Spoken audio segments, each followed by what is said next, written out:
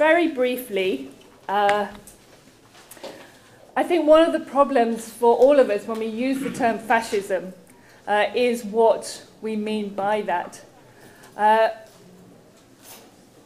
And I think it's fair to say that the term has now become just a label of abuse. It's a pejorative statement that we throw at anybody that we don't particularly like at that moment. Richard Griffiths has argued that fascism is the most misused and overused word of our times. George Orwell, I think, had a slightly funnier take on this. He said the word fascism has become completely meaningless.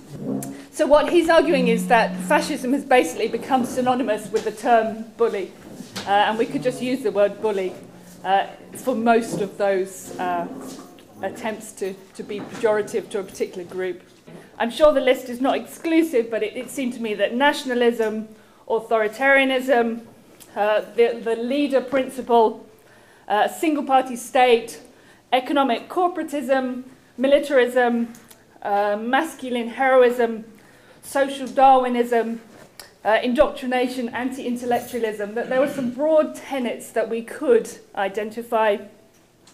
And some people like Roger Griffin have gone on to try and produce what they call a generic fascist ideology.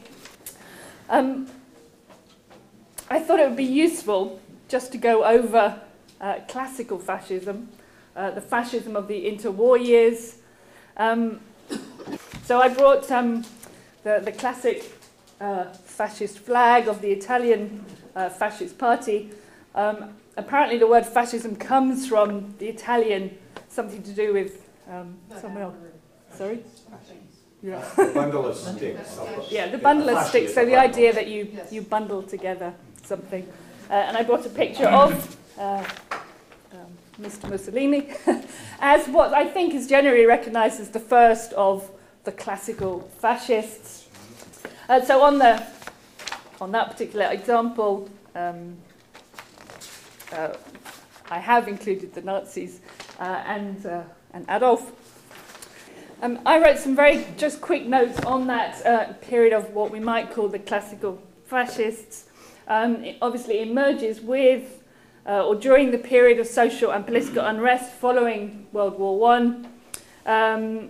At least in Italy, it's I think generally argued that it's founded when Mussolini publishes the Fascist Manifesto in 1919. And then after Mussolini's successful march on Rome in 1922, the German Nazi leader Hitler then starts presenting Nazism as a version of Italian fascism.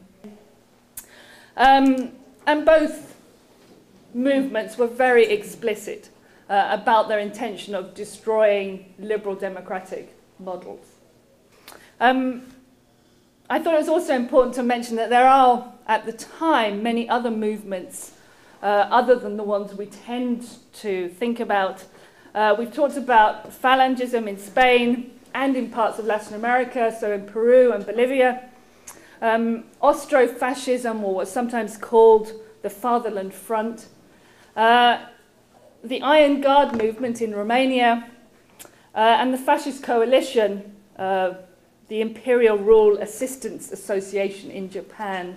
So although we tend to talk very quickly about Italy and Germany, it's obviously a much wider movement and process at the time. So just to move on to the silence of the left and recent analysis of what might be fascism. A lot of the discussion of fascism today comes back to this point that it tends to define fascism as a political or ideological form, largely abstracted or divorced from questions of political economy. Overwhelmingly, it is discussed as a political or ideological form of rule or system of rule. And I would argue that from a critical or from a leftist position, we can't simply understand fascism as a political or ideological form, but more specifically, that it's directly associated with major organizational changes within capitalism and within class rule. Meyerson and Roberto have a good piece out in a recent edition of Socialism and Democracy, which argues that fascism and fascist processes, this is a quote from them, are a property of capital that waxes and wanes with major organizational changes in class rule. So we can see that, and this was Trotsky's argument, but repeated by Sweezy as well, that the germ of fascism is immanent within capitalism. That it emerges in particular crisis situations, for example, the crisis of the 20s and the 1930s, when Europe itself is plunged into financial crisis, the Great Depression, world wars, which themselves reflect a deeper crisis of capitalist accumulation.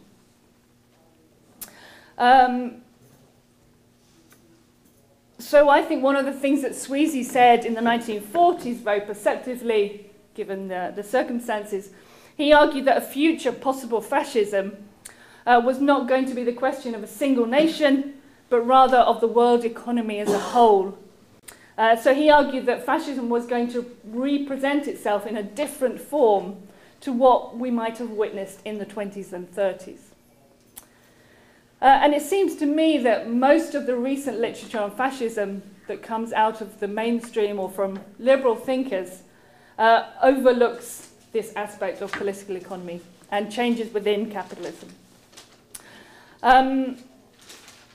You could look, for example, at Naomi Wolf's The End of America, Chris Hedges' popular book, American Fascists, The Christian Right and the War on Terror, are abstracted from questions of political economy.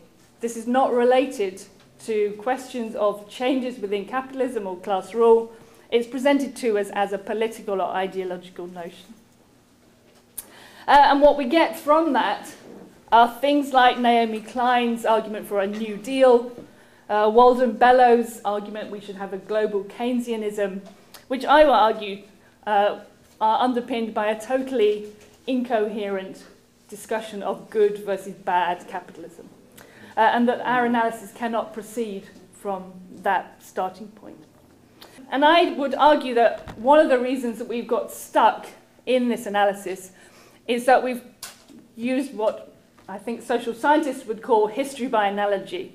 We have a checklist of what the classical fascists look like, and then we go around trying to identify anything that we can tick off as approximating that earlier form. And I would argue that that is an impoverished way of proceeding. Whether the uniforms of the Italian street squads today look like Mussolini's black shirts is interesting, but that is not how we're going to understand processes today.